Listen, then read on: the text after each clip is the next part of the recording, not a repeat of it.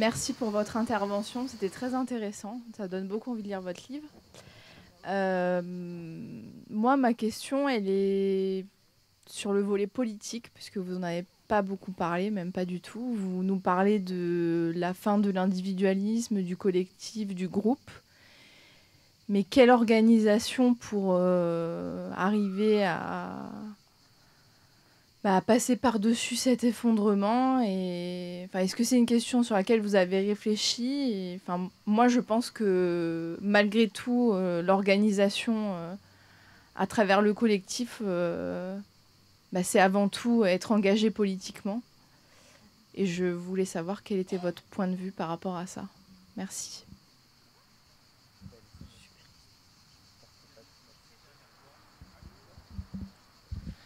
Oui, bonjour.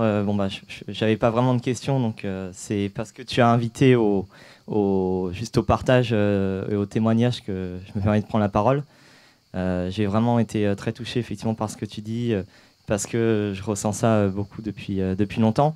Je pense que c'est nécessaire d'avoir un peu une formation scientifique pour comprendre ces éléments-là à la base, et peut-être que ta présentation qui a été un peu de présenter la démarche jusqu'à cette notion d'effondrement est pas forcément facile à appréhender pour tout le monde.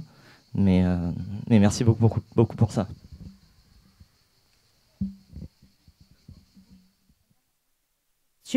C'est une émotion que j'ai connue il y a 35 ans, quand est sorti, parce que tu parlais de cinéma, donc quand est sorti le film de Fleming, je crois, Soleil vert, voilà, ça me fait frissonner, rien que d'y repenser, parce que quand je le revois, c'est d'un pessimisme incroyable. Donc j'espère que ce film va à l'encontre des espoirs que tu nous as donnés et qui nous ont remonté un peu le moral. Merci pour ces questions. Oui, effectivement, les collapsologues, bizarrement, sont souvent des ingénieurs. Il y a beaucoup d'ingénieurs qui ont peur, enfin qui sont paniqués, qui comprennent la thermodynamique, qui comprennent les courbes et Et c'est beaucoup de chercheurs et d'ingénieurs. Et donc tout le travail de la collapsologie, ça a été pour l'instant d'essayer d'expliquer de manière simple le pic pétrolier, tout ça. C'est ce qu'on a essayé de faire dans ce livre.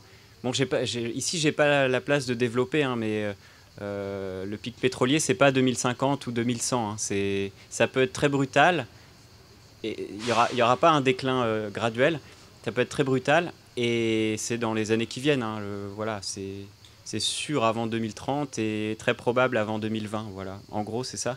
Mais effectivement, c'est très scientifique. Mais on a essayé dans ce livre d'être très abordable, et je pense qu'on a réussi. C'est pour ça que ça parle. Et par rapport à la politique, c'est un des derniers chapitres. En fait, quand on a démarré la collapsologie, qui est la troisième grande partie du livre, on a fait... il y a un chapitre sur l'humain, donc démographie de l'effondrement, psychologie de l'effondrement, sociologie de l'effondrement et politique de l'effondrement.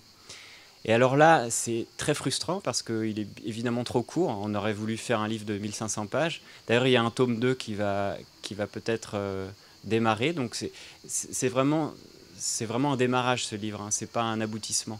C'est une invitation, un appel à tous les collapsologues, ceux qui se sentent collapsologues, de participer à quelque chose. Et au niveau politique, on a été frustrés. On a beaucoup de questions là-dessus, beaucoup de réactions. Parce que nous, on parle un peu de la transition, on parle un peu des politiques de rationnement. Alors ça, c'est vachement intéressant d'aller voir dans la guerre, dans les guerres du XXe siècle, qu'est-ce qui s'est passé. Il y a eu ma génération, je suis né en 78, j'ai pas connu d'exemples de grands sursauts national ou européens ou continent, je sais pas, à grande échelle.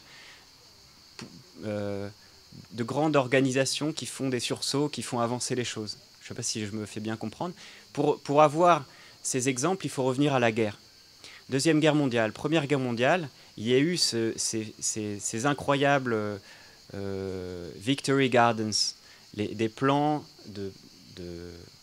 comment dire, pour faire participer les citoyens à l'effort de guerre, toute l'administration avait mis en place, avait dit, si vous voulez participer, faites des légumes et des potagers. C'est ce qu'on a appelé à la Deuxième Guerre mondiale aux États-Unis des Victory Gardens.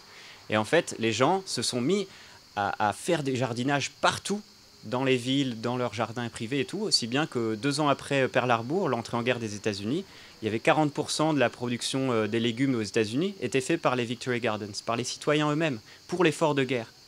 Et tout ça coordonné au niveau militaire, au niveau institutionnel à grande échelle. Et il y a eu ça à la Première Guerre mondiale, et il y a eu ça dans les années 30, ça s'appelait les Subsistence Gardens, avec la Grande Dépression. Et en fait, ça m'a montré qu'on peut faire les choses à grande échelle quand il y a des déclics. Moi, depuis que je suis né, la génération Mitterrand, Jean-Paul II, avec l'Europe, moi c'est ça, Mitterrand, Jean-Paul II, et la naissance de l'Europe. J'ai été baigné dans ce bain-là avec une sorte de sentiment d'impuissance au niveau politique. Alors j'ai été activiste pendant des années, mais c'est dur, quoi. Et on a l'impression que c'est une tellement grosse machine qui ne bouge pas que du coup ça crée de l'apathie et ça démotive. En fait, il y a des exemples où on peut faire des choses à grande échelle. Ça ne sera pas automatique. J'ai comparé en fait Cuba et la Corée du Nord. Quand le bloc soviétique s'est effondré en 89, dès les années 90, tous les satellites du bloc soviétique ont commencé à être livrés à eux-mêmes, enfin être tout seuls, sans le grand frère. À Cuba, perdu sur leur île sous embargo états-unien, ils ont réussi à amorcer une transition incroyable, inachevée mais incroyable, vers l'agroécologie, vers plein de choses. Ils ont été résilients, ils ont rebondi. La Corée du Nord à côté, bon, pays un peu plus tempéré, c'est moins tropical, et pas sur une île, mais ils sont effondrés. Il y en a qui disent qu'il y a eu 2 millions de morts, famine et tout ça. Et ces deux systèmes autoritaires, qui ne sont pas exactement les mêmes, mais qui montrent que parfois ça ne marche pas, parfois ça marche. Je ne suis pas en train de dire qu'il faut une guerre et qu'il faut des systèmes autoritaires pour faire cette transition. Je suis en train de dire, et loin de moi l'idée de vouloir ça, mais que c'est possible, qu'on a les capacités de faire ça à grande échelle. Mais je pense que ça sera à tous les niveaux, c'est au niveau individuel, enfin très personnel, la transition elle est surtout intérieure. Je vous parlais des Oh My God Points, c'est très important de faire ça, mais c'est pas que individuel. C'est aussi à l'échelle du quartier, très important de retrouver des liens très forts avec vos proches et les gens du quartier et de la ville. C'est vraiment important, mais il n'y a pas que ça. Il y a aussi l'échelle régionale et puis au-delà et au-delà. Et il y en a qui auront des sensibilités différentes. On peut aller, s'engager au niveau européen. Je comprends tout à fait. Moi, ce n'est pas ma sensibilité, mais je comprends et je pense qu'il faudra tous les échelons, malgré le fait que une caractéristique d'un effondrement des systèmes, c'est que les macrostructures en souffrent. Donc tout ce qui est grosse structure administrative très complexe et très coûteuse en énergie et en temps, en argent, genre l'Europe, va vraiment souffrir. Toutes les macrostructures vont souffrir. Enfin, voilà. Et on le voit ça a été le cas en Union soviétique, les mafias reviennent. Donc il y a différents stades d'effondrement. Je ne peux pas développer, on le dit dans le livre, mais il y a différents degrés d'effondrement, un peu comme une échelle de Richter. Une société peut plonger, il y a 5-6 degrés d'effondrement. Il y a donc financier, économique, politique, social et culturel. Et ensuite, le dernier stade d'effondrement où plus rien ne peut repartir, c'est l'effondrement écologique. Et donc, l'Union soviétique est allée au stade 3. Ils ont touché l'effondrement politique et ils ont rebondi. Aujourd'hui, avec Poutine, ils rebondissent. Les Mayas et les Romains, ils sont allés plus profond. Ils ont disparu. Voilà. Mais il y a différents types d'effondrement et ce qu'on cherchait à faire avec ce livre, c'est de mettre un peu de profondeur, un peu de nuance, de subtilité dans cette notion d'effondrement pour pas qu'on voit ça comme un bloc homogène, soudain et homogène. Ça n'a aucun sens, c'est très subtil. Une lectrice me disait, en fait c'est comme, on pourrait intituler un tome 2, les 50 nuances d'effondrement. Mais ça me plaît bien, c'est un peu ça. Mais donc à suivre. À suivre Politique de l'effondrement, c'est un chantier qui vient de s'ouvrir et c'est passionnant. Et tout reste à écrire. Soleil vert, tu veux dire quelque chose? Non, Soleil vert, ça m'avait beaucoup touché, mais ouais. J'ai rien à dire là-dessus. Okay. Alors, un petit récapitulatif sur les personnes qui ont demandé la parole. Donc, il y aura une première prise de parole ici.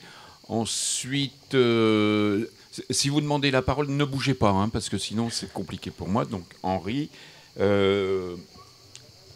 monsieur, voilà. Voilà. Et puis, monsieur. Donc, on va prendre ces cinq personnes. Donc, on va commencer là. Ouais. Je vais essayer d'être plus bref.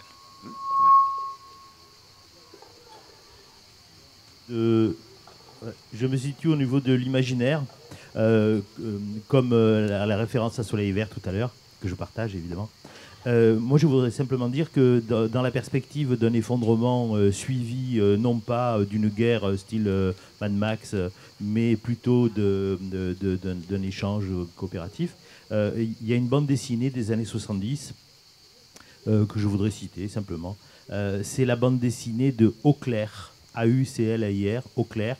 Il est décédé malheureusement, cet auteur. Et ça s'appelle Récit des temps post-atomiques.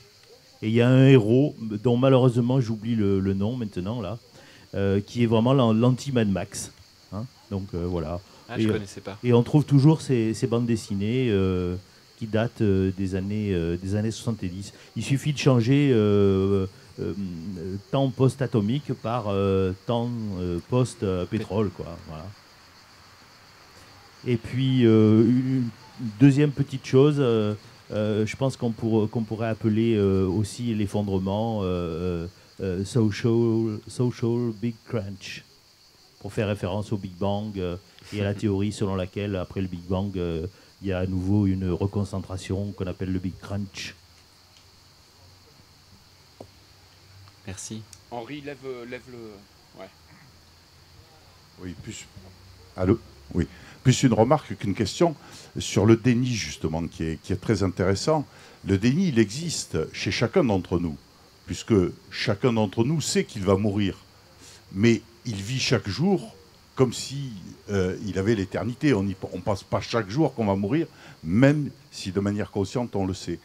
Et donc, cette conscience-là, on peut la rapporter à une société. Une société qui se développe, elle sait que ce n'est pas pour l'éternité, mais elle se poursuit ou elle évolue chaque jour sans penser au futur. Et j'irais même jusqu'au bout, jusqu'à l'humanité. L'homme est apparu, je ne me rappelle plus, il y a une trentaine de millions d'années ou un petit peu plus. Et puis, il n'y a pas de raison que l'humanité ne disparaisse pas, comme ont disparu les dinosaures ou d'autres. Donc, sur cette notion de déni et de conscience, en fait, et le post-effondrement, ou qu'est-ce qu'on peut faire, c'est simplement une gestion du temps qui reste. Mais de toute façon, c'est sûr qu'on y arrivera. Camus, dans le mythe de Sisyphe, disait si l'homme n'avait pas conscience de son éternité, que serait la vie sinon le désespoir? Donc je pense qu'il faut espérer, même si consciemment, on sait que l'humanité aura une fin, et sans doute la Terre aura une fin. Donc c'est sur cette notion de temps et de relativité que j'aimerais qu'on échange. Merci. Monsieur, vous pouvez lever la main, ouais, voilà. Oui, merci pour tout ce que vous nous avez apporté. En ce qui concerne l'effondrement, on a déjà lu pas mal de choses, on est complètement collapsé déjà. Et donc, la question que je voulais vous poser, ou la remarque que je voulais vous poser par rapport aux perspectives d'avenir, c'est que quand même, on voit au niveau politique ou interpolitique ou interétatique des choses qui se passent, ou interpopulation, qui sont des guerres pour l'eau, guerres de la faim. Et donc ça, c'est la question de la solidarité à l'intérieur de la catastrophe. Là, elle est difficile à saisir. Hein. La deuxième chose qui me paraît extrêmement difficile par rapport à ce que vous dites, c'est que l'évolution qui est évidemment prévisible, elle nous contraint obligatoirement à changer tous nos modes de jouissance. Tous nos modes de jouissance. Nos modes de jouissance. Toutes les jouissances. Comment on va jouir de la vie, parce que justement, on parlait d'éternité tout à l'heure, c'est-à-dire comment on va continuer à se considérer comme éternel, c'est-à-dire jouir, avoir des plaisirs qui vont être complètement différents de tout ce qu'on nous a proposé jusqu'à présent. Et on a l'impression que là, il y a un trou, il y a un trou, un peu un trou noir, et que la reconversion est très difficile à mettre en place et on ne sait pas bien comment la faire. C'est-à-dire, qu'est-ce qu'on va nous proposer comme nouvelle espérance? Ou qu'est-ce que nous, on va se proposer comme nouvelle espérance? Le micro par là. Alain, tu peux lever le bras? Juste une petite observation que je fais, et c'est un peu hors sujet par rapport au débat, mais quand on était gosse, quand on faisait le moindre trajet en voiture, nos pare-brises, nos calandres étaient couverts d'insectes. Aujourd'hui, on n'est pas embêté, il n'y a plus d'insectes, il n'y a pas de mouches, il n'y a pas d'abeilles, il n'y a pas de guêpes. On a l'air d'être content de ça, mais c'est une catastrophe. Une autre observation aussi, quand on roule, on dit il y avait 500 esclaves derrière moi pour que je puisse faire rouler ma voiture. Mais ce n'est pas 500, parce que pour faire 1 litre de pétrole, il faut en consommer 3 pour le produire. C'est-à-dire, c'est 2000 esclaves qui travaillent. 500 pour moi et 1500 pour fabriquer l'essence de ces 500 esclaves. Une dernière idée, c'est quand on compare avec les dinosaures qui ont disparu, on va se dire, nous aussi, on va disparu. Mais les dinosaures, ce n'est pas leur faute. Alors que nous, si on disparaîtra, c'est que nous l'aurons fait. Les dinosaures, ils ont pris une météorite, ils y sont pour rien. Alors que nous, c'est bien nous qui l'aurons voulu. Et ce qui me plaît, moi, de voir, c'est que quand on réfléchit à tout ça, on découvre chez les gens une imagination, quand ils se mettent en route pour eux-mêmes, une imagination pour eux-mêmes, une imagination de solutions, mais qui sont incroyables. Il faut avoir confiance en nous, il faut avoir confiance dans les gens. Même les gens les plus simples trouvent des idées incroyables pour sortir de leurs problèmes quand ils se prennent en main. Levez le bras, comme ça le micro arrivera jusqu'à vous.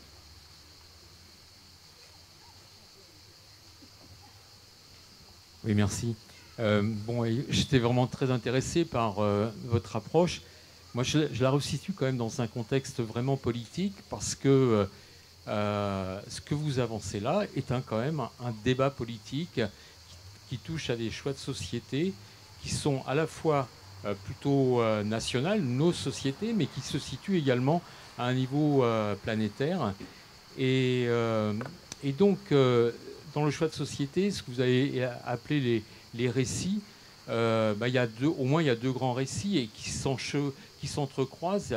Il y a le récit où on se dit qu'on va effectivement droit au mur avec le pic pétrolier, avec le climat, et puis il y a un autre récit qui croit toujours à un progrès, à un rebondissement par le progrès technique, avec ce qui a déjà été évoqué, ce grand projet qu'on qualifie de transhumanisme, qui fait vraiment peur, qui touche à la société.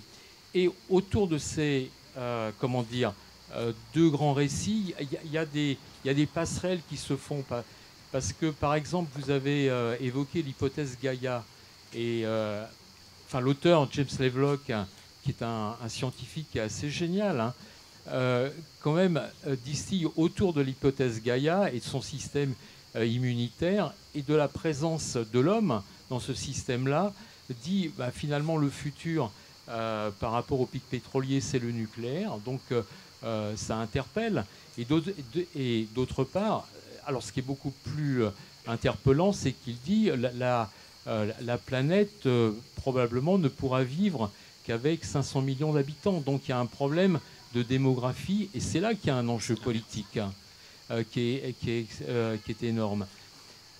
Et par rapport à ça, moi, la question que je voulais vous poser, c'était en 1974, 2 ans après la première conférence mondiale sur l'environnement, il y a eu la déclaration de Cocoyoc, qui a été complètement enterrée par les États-Unis, refusant qu'une telle déclaration des Nations Unies puisse voir le jour, parce qu'elle mettait en cause le mode de vie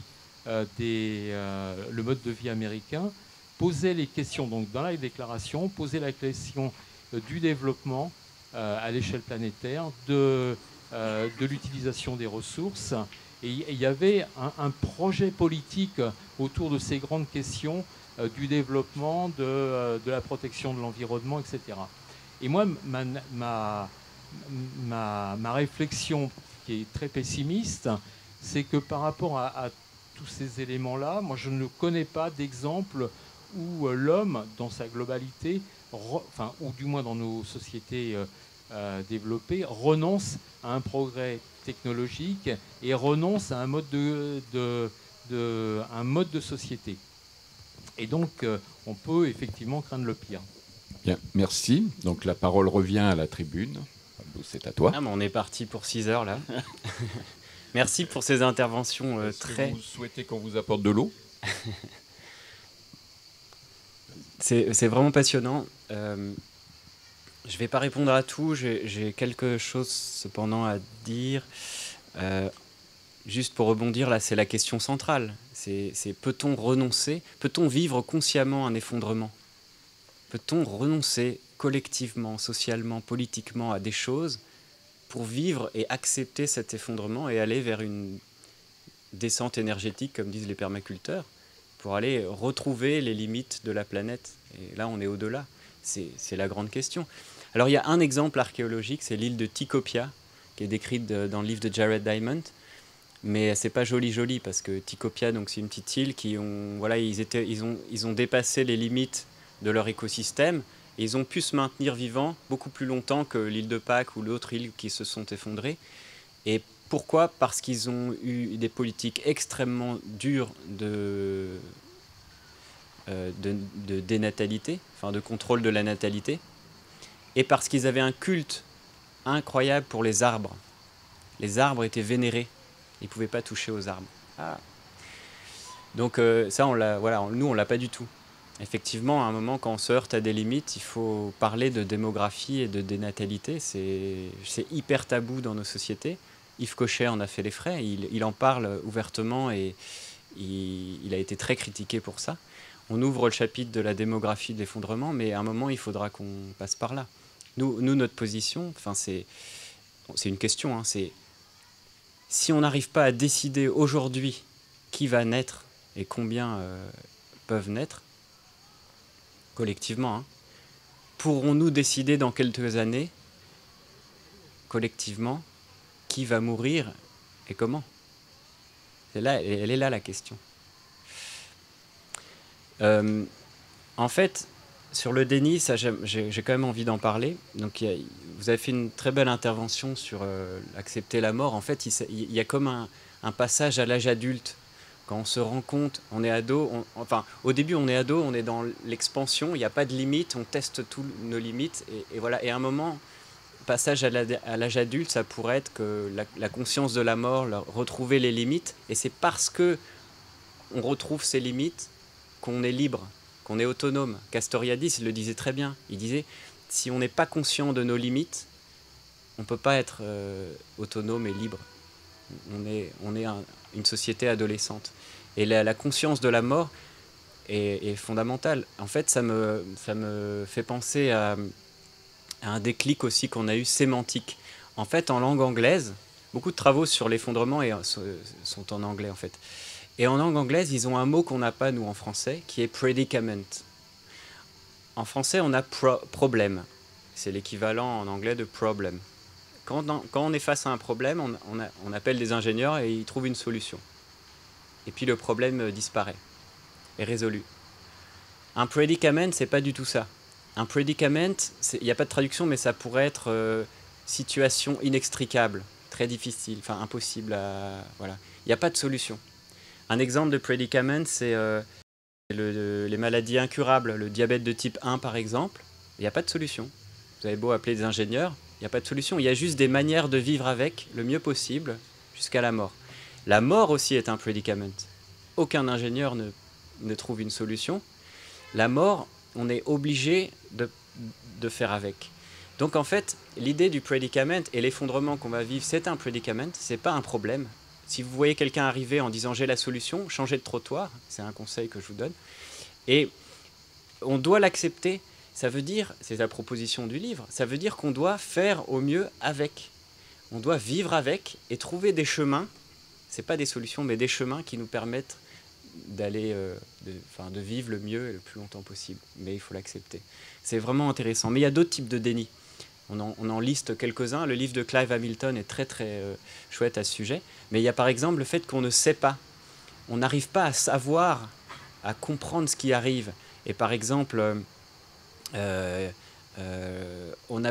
Au cours des 3 millions d'années d'évolution de l'être humain, on a été façonné par des pressions de sélection, par l'évolution, pour réagir à des problèmes beaucoup plus instantanés et présents. Par exemple, quand on voit un loup qui grogne ou une araignée, on a de l'adrénaline qui sort. C'est des réflexes évolutifs, biologiques. On a beaucoup plus aujourd'hui d'adrénaline quand on voit une araignée, une tarentule en face de vous dans une cage, qu'en lisant un rapport du GIEC. Pourtant, le rapport du GIEC, c'est des millions de morts qui arrivent, qui sont bientôt là. On n'est pas... notre circuiterie n'est pas adaptée à ce genre de dangers qui sont repoussés dans le temps et qui sont trop immenses, trop éthérés, je ne sais pas. À force, on y arrive. Hein. Moi, j'ai quand même peur en lisant le dernier rapport du GIEC. Et à force de manipuler les araignées, je suis entomologiste en fait, j'ai plus peur. Donc on arrive à changer, mais instinctivement, c'est difficile. Il y a par exemple le fait aussi, ça c'est on ne sait pas, mais il y a aussi le fait qu'on n'y croit pas. Beaucoup de gens aujourd'hui ont lu le rapport du GIEC. Ils savent ce qui se passe. Les politiciens j'allais dire qui marchandent, qui négocient au Pérou, à Paris pour les conférences climat, ils savent les chiffres, mais ils n'y croient pas. Ils n'y croient pas. Et la majorité des gens savent, et il y a une dissonance cognitive qui se crée, qui est très toxique du coup. Et le déni est vraiment une sorte de protection du cerveau automatique qui se met en place naturellement pour éviter les maladies justement psychosomatiques, pour éviter de souffrir, etc. C'est naturel. Mais l'enjeu, c'est d'arriver à éviter ce déni. Et pour ça qu'au début de ma présentation, je vous parlais j'ai pu me maintenir dans ce sujet pendant des années, et c'est rare, sans presque tomber malade. Je suis quand même tombé malade plusieurs fois, mais j'ai maigri, mais je me maintiens dedans parce que j'ai d'autres techniques, individuelles, collectives aussi. D'ailleurs, le fait d'en parler en groupe, pour moi, c'est un grand exercice de thérapie de groupe. C'est exactement ça. Et en parler après, si vous en parlez, ça va faire de la thérapie de groupe. Donc on n'y croit pas. Il y a un exemple qu'on développe, les psychologues savent ça depuis 50 ans, hein, depuis plus de 60 ans. Il y avait, dans les années 50, une secte aux États-Unis qui a été très étudiée par les psychologues. Je crois que c'est Marianne Kitsch qui était le gourou, elle s'appelait comme ça. Et alors elle disait à sa secte, à ses adeptes-là, priez, priez, et à un moment, il y a un extraterrestre qui va venir tel jour à minuit en haut de cette montagne. On va tous aller là-bas, il va nous prendre et on va être sauvés parce que ça va être l'apocalypse sur Terre, voilà, etc. Et donc en fait, les journalistes, les scientifiques, des chercheurs sont allés voir, ils ont filmé pour voir l'OVNI, et puis en fait, personne n'est venu à minuit. Il n'y a pas d'extraterrestre qui est venu.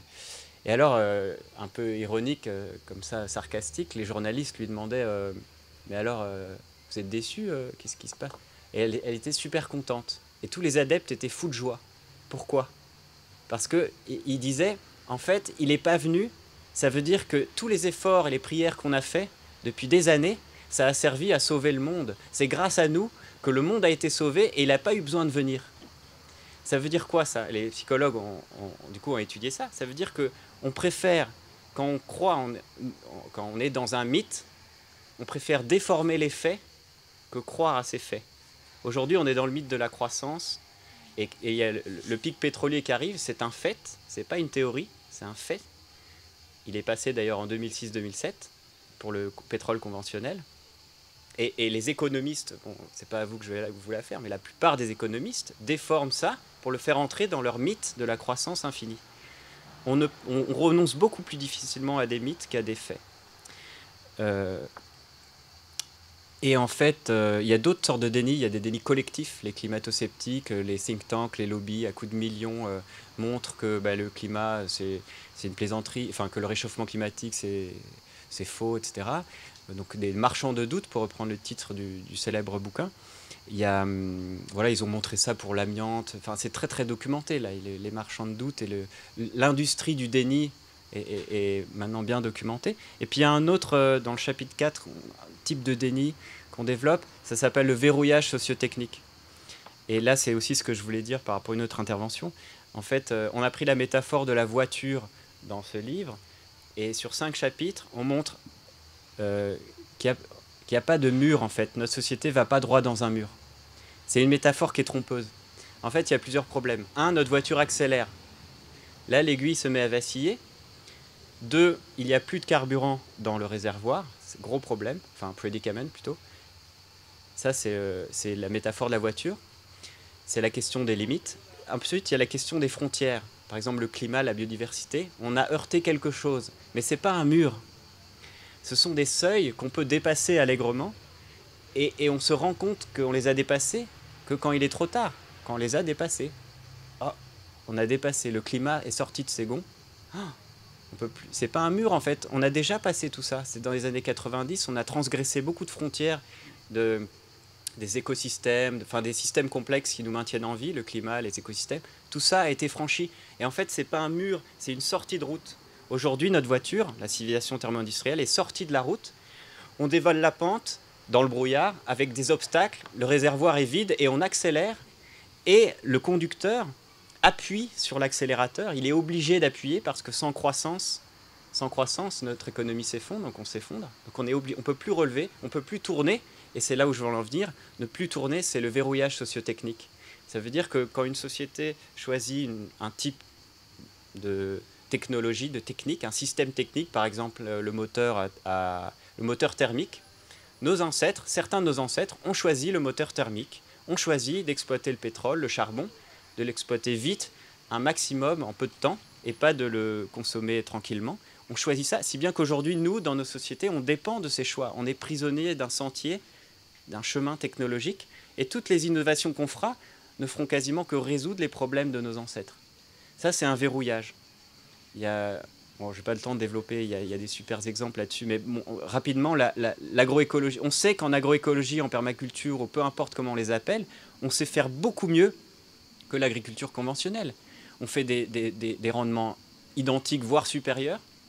On reconstruit les sols, on stocke du carbone, on améliore la biodiversité, on reconstruit les sociétés paysannes, on redonne une place à la femme dans ces sociétés-là, et avec les mêmes rendements, sans pétrole, sans produits chimiques. Voilà, on sait, mais on ne le fait pas. Parce que notre système technique est verrouillé. Tout le système de l'innovation est verrouillé par le système des pesticides et de l'agriculture industrielle. Et donc ce verrouillage ralentit les transitions. Ça ne les empêche pas forcément, mais ça les ralentit. Le problème, c'est qu'aujourd'hui, on a verrouillé au niveau global, et c'est des énormes verrouillages qui laissent penser que notre volant est vraiment bloqué, on dévale la pente, et en plus, avec une voiture de plus en plus fragile, c'est ce qu'on montre dans le chapitre 5, qui est plus moderne, mais beaucoup plus fragile, qui risque de se cracher à tout moment. Voilà pour la métaphore de la voiture, qui est quand même assez parlante. Et je voulais terminer par rapport au...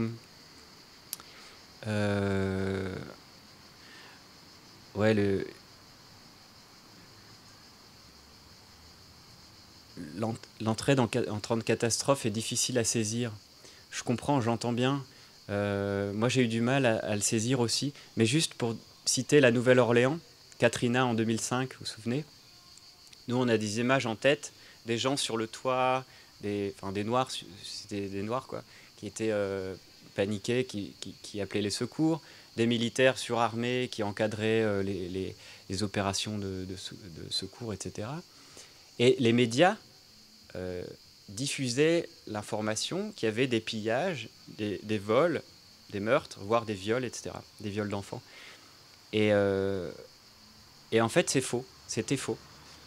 C'était faux. Il y a des journalistes qui ont enquêté parce que le maire de la ville et le chef de la police avaient diffusé ces informations. Du coup, ils avaient envoyé plein de militaires. Bush avait envoyé beaucoup de militaires.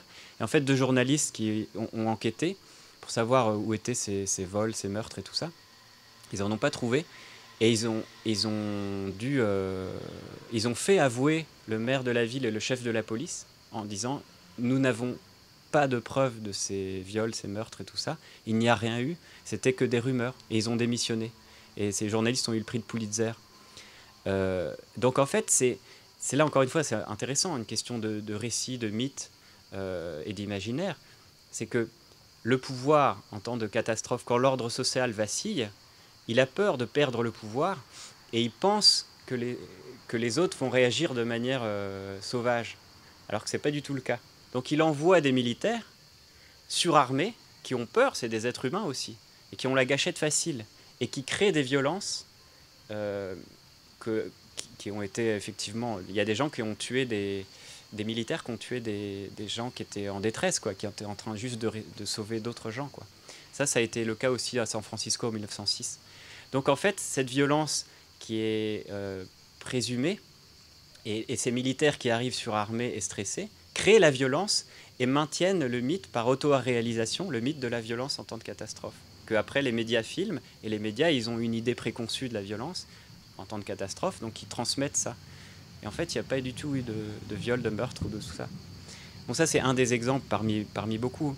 Et ça ne veut pas dire que ça sera bisounours non plus, parce que l'entraide, etc., et l'auto-organisation peut se dégrader. Et un effondrement, ce n'est pas une catastrophe ponctuelle. Un effondrement, est-ce qu'on pourra maintenir cette entraide pendant des décennies? Ce n'est pas sûr. En tout cas, on pose la question. Mais finalement, l'effondrement peut être vu non pas comme une fin, mais comme un début. Ça, c'est vraiment important. L'arbre, les jeunes pousses, c'est une opportunité. Mais pour arriver à voir dans l'effondrement une opportunité, il faut avoir fait tout un chemin, avoir touché le cœur, avoir touché son imaginaire, ses émotions, etc. Et il y a deux choses. On parlait de nucléaire tout à l'heure. Il y a un monsieur qui parlait nucléaire. Et j'en finis là.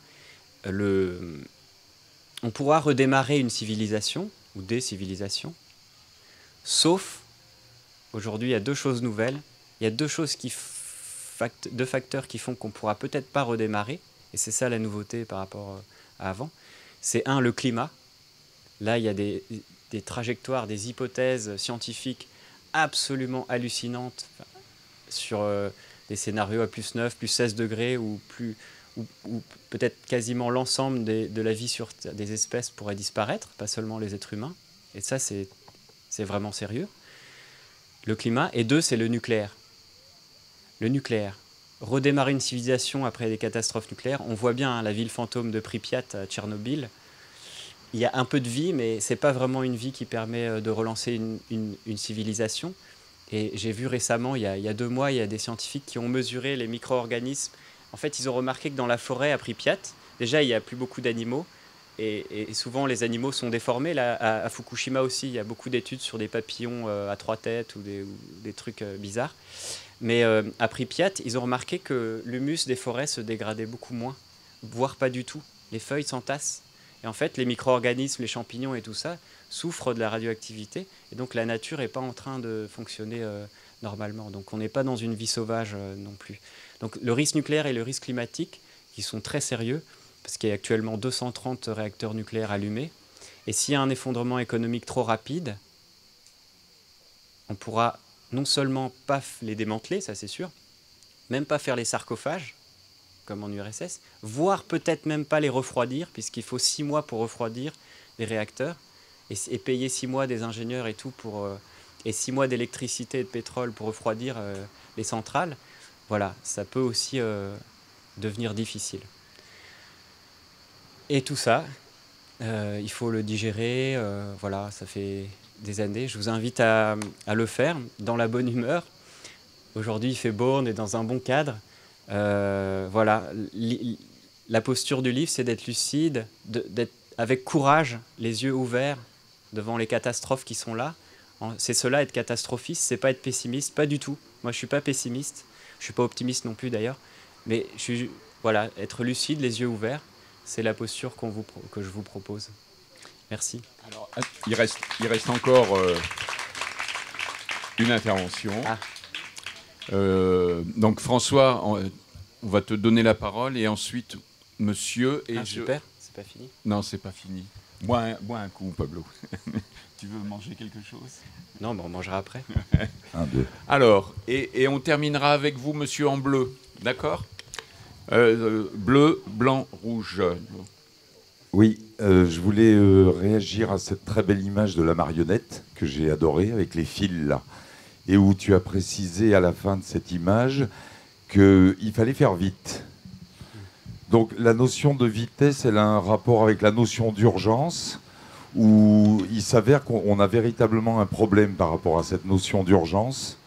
C'est-à-dire que si tout le monde est d'accord pour dire que le climat est une question urgente, par contre, on voit qu'appliquer cette urgence dans nos processus expérimentaux d'action, on a beaucoup plus de mal, et on le sait, tu l'as très bien expliqué, la résistance au changement, la conviction maintenant qu'il faut pratiquement tout changer dans nos comportements, fait que la résistance est encore plus difficile, et on n'arrive pas à appliquer cette urgence. Donc le problème, c'est que moi j'ai l'impression que notre retard, malgré la flamboyance des initiatives magnifiques, on ne fait qu'augmenter notre retard par rapport aux problématiques. Donc pour moi, c'est un véritable problème qu'on rencontre. Là, moi, je l'ai vécu de manière assez dramatique lors du dernier Alternativa à Marseille, où il y a eu un déchaînement d'énergie absolument magnifique pour un résultat extrêmement décevant et malheureusement annoncé, et ce qui montre notre incapacité à peser en matière non pas d'initiative d'en bas, individuelle et collective, mais sur notre poids politique. Comment ça, décevant? Qu'est-ce qui s'est passé? Moi, je partais du principe qu'un aussi beau mouvement que Alternativa, par exemple, devait créer la pression citoyenne sur laquelle des politiques éclairées allaient s'appuyer pour enfin avoir un accord contraignant. Donc voilà, ça a fait flop. Ça a fait flop, ça a été ignoré, c'est ça? Non. Interdit. Oui, non, mais c'est pas l'interdiction le problème. C'est que normalement, il doit y avoir 30 000, 50 000, 60 000 personnes dans une ville d'1 million de personnes, et que pour des tas de bonnes et de mauvaises raisons, il y en a eu 6 000. Donc en fait, on fait la démonstration que tout le monde s'en fout, en gros. Hein, à peu près. Donc moi, je voulais bien mettre cette notion de vitesse et d'urgence appliquée dans nos démarches, et de dire que, pour reprendre ta deuxième image, que j'aime autant, celle du grand arbre qui, dès qu'il s'effondre, laisse de la place pour les pousses, c'est que nous, les humains, on a quand même inventé une petite particularité, c'est on fait dans les dégâts irréversibles. Ça n'existait pas avant. Donc toi, tu cites notre incidence sur le climat, il me semble qu'elle est avérée. Le nucléaire, je pense qu'il n'y a pas besoin d'en parler plus. Il y a les OGM, il y a des tas de trucs. C'est-à-dire qu'il y a un moment, si on n'est pas dans cette urgence de l'action individuelle, collective, mais aussi politique, on augmente les chances de se retrouver en ayant raison trop tard. Voilà, et donc ça, c'est catastrophique, parce que si le sol est pollué, l'arbre, il est tombé, mais il n'y a rien qui va repousser en dessous. Et moi, j'assiste à une approche que je regrette, parce que je fais partie des optimistes aussi, c'est qu'il y a une dimension bisounours, on va dire, dans beaucoup d'initiatives, qui fait qu'on ne répond pas du tout à la hauteur des enjeux. Moi, je salue l'énergie, la créativité, etc. J'en fais partie, hein, de ce truc-là. Par contre, je trouve qu'on n'est pas du tout à la hauteur de la gravité et de l'urgence des problématiques. Merci François. Merci. La parole. Non, monsieur en rouge avant. Bonjour, merci Pablo pour cette intervention super intéressante. Parle plus près du micro. Merci pour l'intervention super intéressante. Moi, c'était simplement par rapport au titre de ton bouquin. Je voulais savoir si c'était toi qui l'avais donné, si c'était ton éditeur, et quelle relation il y avait avec l'insurrection qui vient, puisque ça compense directement, et quelle relation du coup il y avait avec les insurgés anti-extractivistes, ou par exemple à Notre-Dame-des-Landes. Voilà, tous ces mouvements qui sont quand même un peu plus, un peu moins bisounours, on va dire, que Alternativa ou d'autres.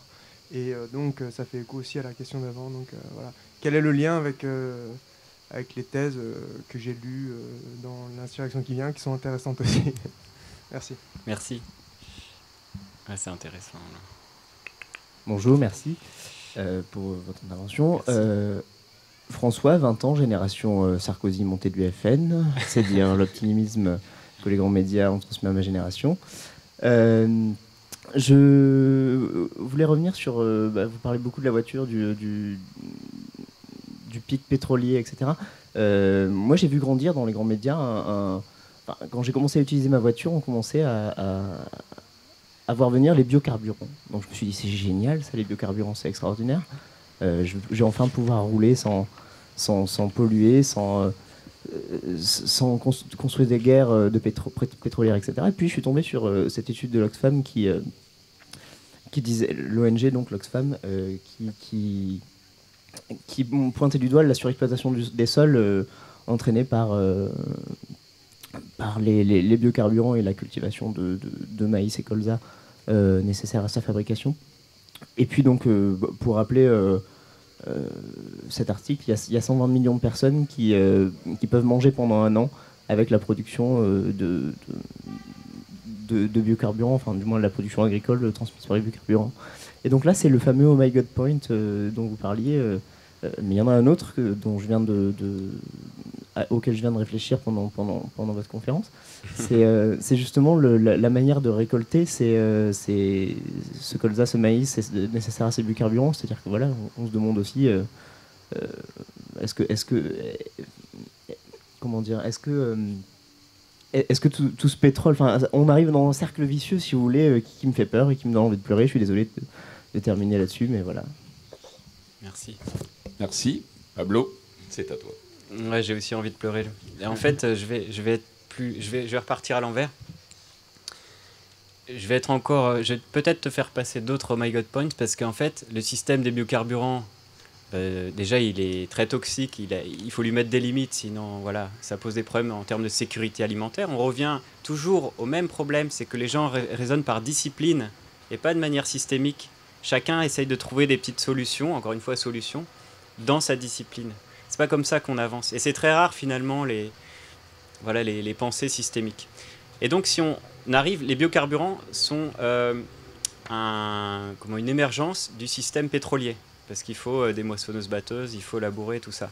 Mais pire, tout le système des énergies renouvelables dépend du pétrole. Pour faire des cellules photovoltaïques, il faut aller dans les minerais de terres rares. Faut déjà faire fusionner de la silice. Il faut énormément d'énergie pour ça. Il faut le distribuer. Il faut du métal, tout ça. Et donc, en fait, sans pétrole, on ne pourra pas faire cette grande transition vers les énergies renouvelables, en tout cas high-tech. C'est là qu'il faut peut-être aller se diriger vers les low-tech. Donc je vous invite à lire aussi l'autre livre de cette collection Anthropocène qui s'appelle L'âge des low-tech de Philippe Biwix, qui est assez intéressant. Et en fait, pire, c'est tout le système nucléaire dépend du pétrole. Parce que pour construire une centrale, pour la maintenir, pour aller extraire de l'uranium, pour maintenir les armées au Niger, pour sécuriser les mines d'uranium, pour traiter les déchets, tout ça, il faut du pétrole. Pour amener les ingénieurs à la centrale, il faut une voiture, il faut du pétrole. Et donc, sans pétrole, en fait, il n'y a même plus de système nucléaire, il n'y a plus d'électricité, il n'y a plus de système d'énergie renouvelable, en tout cas à grande échelle, et high-tech, et biocarburants, c'est fini. Il y aura évidemment du low-tech, il y aura de la petite échelle, il y aura des petits biocarburants à petite échelle, en low-tech, des petits panneaux de solaire thermique, etc. Mais il n'y aura pas de nucléaire, il n'y aura pas d'high-tech. Voilà, moi, ça a été un bouleversement de voir ça. Et c'était une des raisons, d'ailleurs, pour lesquelles j'ai écrit le livre. Parce que c'est une idée qui est encore trop répandue dans le mouvement de la transition. Et là, j'en viens au mouvement Bisounours, qui me touche beaucoup, parce que ce livre, au début, quand on ne l'a pas lu dans le mouvement de la transition et les écologistes, oh non, encore un livre pessimiste, catastrophiste, j'en ai marre.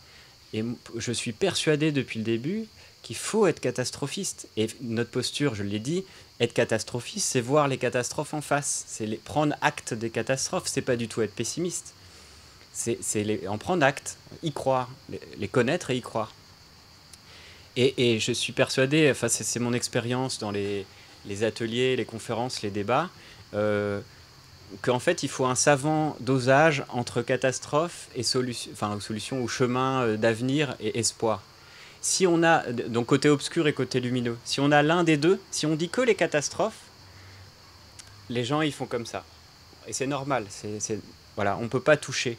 Si on dit que les bonnes nouvelles, oui, l'agroécologie, la permaculture... voilà, je parle souvent du syndrome Kaizen. Je ne sais pas si vous connaissez ce magazine d'écologie. Bon, voilà, qui est sympa, mais c'est que positif. Et alors, ils ne supportent pas le catastrophisme et les mauvaises nouvelles. Il n'y a pas de mauvaises nouvelles dans Kaizen, il n'y a que des bonnes nouvelles. Une écologie bisounours. Mais ça ne marche pas non plus, parce qu'on ne se prend pas un choc dans le ventre. C'est vraiment un choc. On ne peut entrer en transition que quand on s'est pris ce choc dans le ventre. Ce n'est pas une question de tête, il faut que ça rentre dans le cœur et dans le ventre. Sinon, il n'y a pas de transition. Et il faut ce savant mélange de catastrophisme et d'espoir. Et ça m'amène au titre. Le titre, en fait, moi, je voulais au début comment tout va s'effondrer, mais le seuil n'a pas voulu. il faut maintenir quand même un peu le doute chez le lecteur, mais surtout le client de librairie. À mon avis, c'est ça. Et puis à un moment, je voulais l'appeler effectivement l'effondrement qui vient. Ils ont pas voulu. Peut-être ça sera le tome 2, je sais pas. Et c'était plutôt parce que je venais de lire à nos amis du Comité Invisible, que j'ai beaucoup aimé, et que j'ai pas eu le temps de développer, mais c'est un des chapitres en cours là, de politique de l'effondrement. À mon avis, ça sera dans le tome 2, s'il y en a un. C'est tous les mouvements insurrectionnels. Donc en fait, quand on s'organise collectivement, comment dire, j'ai besoin de 3-4 minutes là, pour développer ça. Comment faire court? En gros, quand on est dans le sentiment de la colère et qu'on s'organise, la colère sort. En Grèce, par exemple, il y a beaucoup de colère qui sort. Et quand un peuple est en colère, soit il le dirige contre les élites, à juste titre, ça fait des révolutions, soit il le dirige contre des boucs émissaires. À Athènes, en ce moment, enfin depuis des années d'ailleurs, depuis la crise, il y a, les étrangers s'en prennent plein la gueule. Il y a des mouvements d'extrême droite qui frappent les étrangers la nuit, etc. Donc il y a des boucs émissaires. Et cette colère, ce ressentiment ressort beaucoup, peut ressortir. Et c'est vraiment une question passionnante au niveau politique. Donc oui, affaire à suivre. Et pour terminer, toujours dans... la transition est toute faite. Sur la question d'urgence, effectivement, l'urgence écologique, elle est incompatible a priori avec le temps long des processus démocratiques, des processus de décision. Oui et non. Il y a deux postures. Il y a la première posture qui consiste à dire effectivement il faut une dictature pour vite mettre en place une écologie digne de ce nom. Et voilà, ça, c'est un peu la posture de la Chine. Et puis il y en a d'autres qui disent, je suis plus enclin à suivre cette deuxième posture, c'est comme Hervé Kempf, en fait, on n'est pas en démocratie. Si ça va trop lentement, c'est parce qu'on n'est pas en démocratie, on est en oligarchie. Il faut plus de démocratie pour... voilà. Bon, c'est peut-être les deux sont caricaturales, je ne sais pas qui a raison. En tout cas, moi, je suis sûr qu'il est trop tard. Souvent, on entend dire, oui, il est encore temps, il nous reste quelques années. Non, non, non, non, il est trop tard. On a déjà dépassé des frontières, des seuils de basculement au niveau des effondrements déjà de la biodiversité, des effondrements d'insectes, d'oiseaux, tout ça, ça a déjà commencé. Ça fait 10 ans que, enfin plus même, des décennies que les effondrements de bancs de poissons, de populations de poissons sont là, sont mesurés. On a perdu depuis l'ère industrielle, depuis le début de l'ère industrielle, 90% des grands poissons, de la biomasse des grands poissons a disparu. Mais c'est fou. Un pêcheur, il y a un siècle, un pêcheur anglais qui partait à voile, en voile, pendant le même temps qu'un pêcheur aujourd'hui avec les gros bateaux industriels de pêche, il prenait à l'époque beaucoup plus de poissons. Aujourd'hui, un gros bateau de pêche industriel prend 6%, c'est ça le chiffre qu'on a mis, 6% de la pêche du siècle dernier, un siècle avant. Bref, c'est pour dire qu'il est déjà trop tard. Les effondrements ont déjà commencé. Donc l'écologie d'aujourd'hui, c'est plus l'écologie des années 2000, des années 90. L'écologie des années 2010, c'est il est trop tard. Il faut se préparer maintenant au choc en créant des petits systèmes résilients. Le développement durable, c'est fini, c'est trop tard, ça sert à rien. Le développement durable est une notion qu'il faut jeter à la poubelle. Et en fait, ces seuils de basculement qu'on décrit très bien dans le livre, aujourd'hui, la science des changements catastrophiques a fait beaucoup de progrès. On sait que les systèmes complexes réagissent par des seuils de basculement et qui provoquent des effondrements. Eh bien, ces seuils peuvent aussi fonctionner de manière inverse. C'est-à-dire, on peut avoir des seuils positifs, entre guillemets, qui font, en fait, les révolutions, les insurrections. Et l'histoire est faite que de ces seuils de basculement. L'histoire n'est pas du tout un phénomène continu, c'est un phénomène discontinu, qui procède par sauts graduels. Et aujourd'hui, je peux vous le dire, je le constate, le réseau des collapsologues, des écologistes, disons plus ou moins radicaux, mais qui sont conscients de ça, se renforce. Il est très dense. Il se connecte. Le réseau se connecte. On est très nombreux. Je vous le dis. On n'est pas du tout seul au monde. Et Et quand les réseaux se densifient, se connectent, il y a des seuils de basculement. Et à mon avis, on va vers des grands changements, que ce soit positifs ou négatifs, on va vers des grands changements politiques, qui peuvent être très brutaux, encore une fois, dans le bon sens ou dans le mauvais sens. C'est ce que le célèbre écrivain Nicolas Nassim Taleb appelle les signes noirs. Si vous n'avez pas lu ce livre, je vous le conseille.